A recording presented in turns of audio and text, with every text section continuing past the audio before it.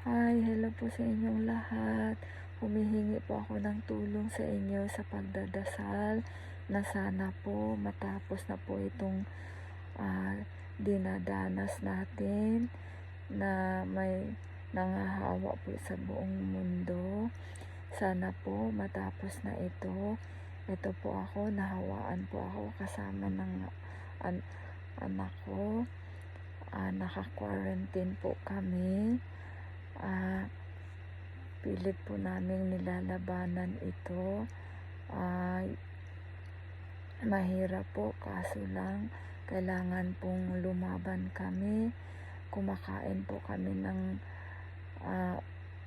pagkain, tamang yung balanced diet, kasi kailangan ma-boost po namin ang aming immune system.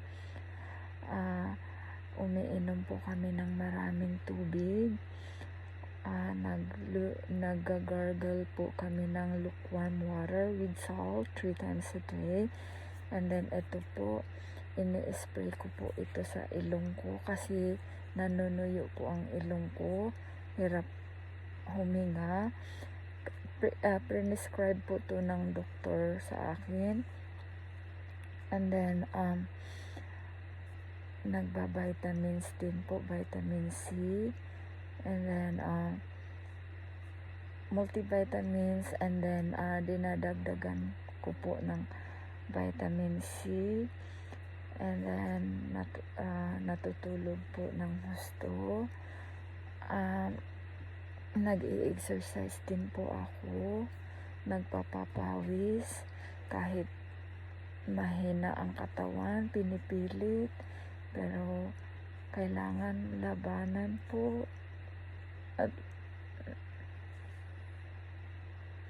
kahit ano po mahirap, kailangan pong labanan. Kasi po alam kong may plano pa po si Lord sa akin, sa amin. Pasensya na po. Teka muna. Alam ko pong may plano si Lord sa ating lahat.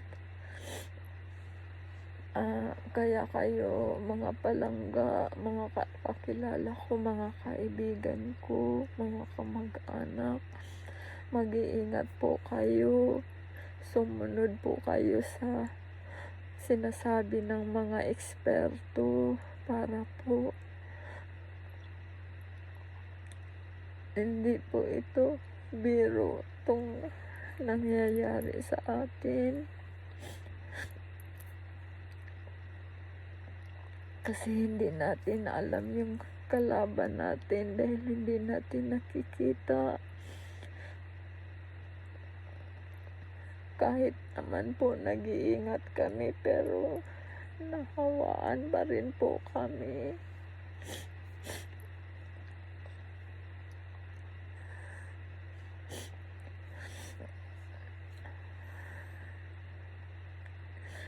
Sorry po. Sige po, magdadasal na lang po lagi tayo na matapos na po ito lahat ng pinagdadaanan natin. Sorry magdadasal tayo tuloy-tuloy po at kailangan natin labanan. Merry Christmas po sa inyong lahat.